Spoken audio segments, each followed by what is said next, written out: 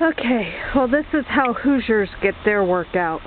Christopher runs for for an hour in San Francisco. This is how we get a workout. Sean, quit eating the snow. Stand up next to that. That is a drift by my house that I just had to shovel through.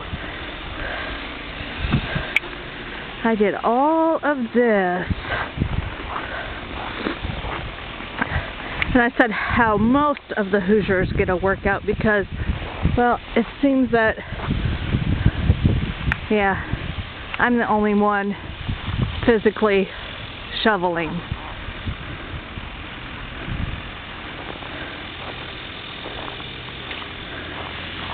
Whew. Ready for spring. This is my house. And walk back. Try not to get hit. Got old people staring at me thinking I'm totally crazy. That's my house. Oh crap. Nice.